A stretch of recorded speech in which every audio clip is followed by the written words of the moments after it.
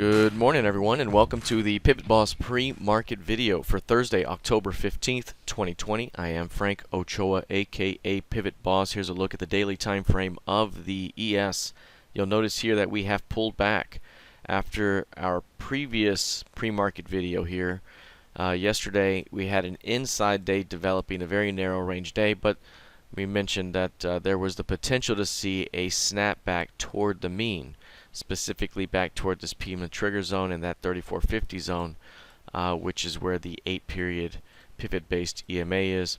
That pullback right now, you got to see if we develop some sort of rejection down here, because if so, we could end up with a very good buy the dip opportunity that leads to new highs into the previous month's high.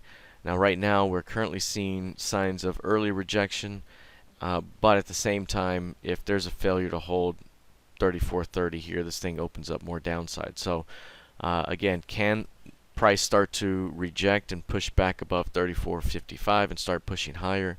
If so, it opens up the potential to develop a tail at the lower end of the day's range, with the shot to see more upside into the previous highs up here around 3587s. Alright, let's take a look now at the NQ.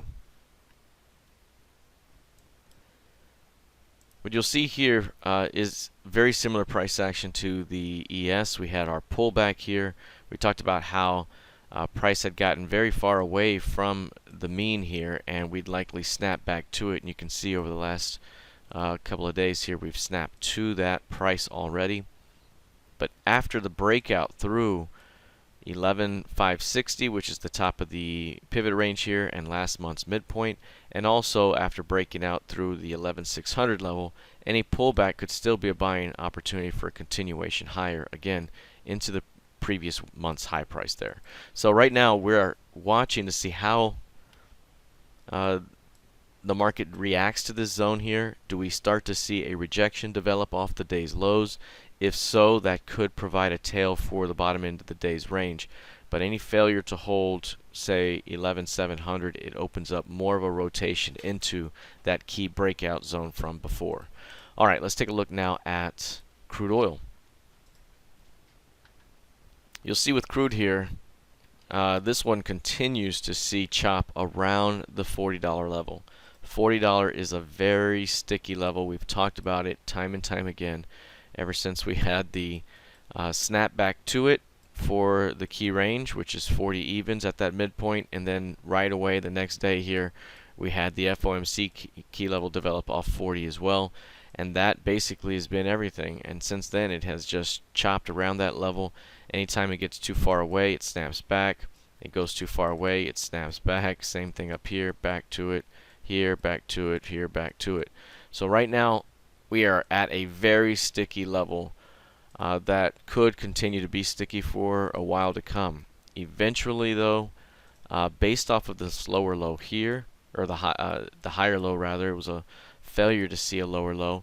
Based off of the fact that we kind of have flat highs here, we could see eventually an upside push. And again, if we can get through that 42 level, it opens up a return to the key range high, and perhaps we begin to see expansion through those highs. So we'll continue to watch how price responds to 40, but overall we could continue to chop around that zone. So avoid the chop, and we'll see how this plays out once it gets to an edge.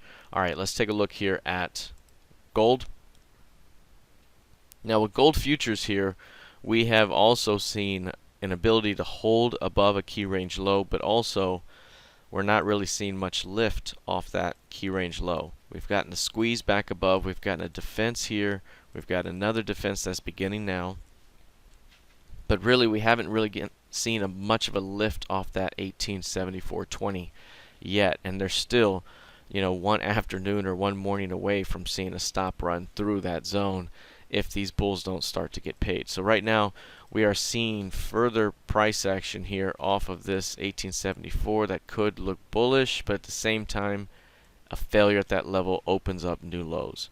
As of right now, we expected price to be defended below the key range low for a shot back at 1981.70. That's still the primary idea until 1870, a failure to hold 1870 occurs. All right, that is it for now. We'll see how this plays out heading into the rest of the session. Good luck, trade well, and I'll see you in the trading room. Take care.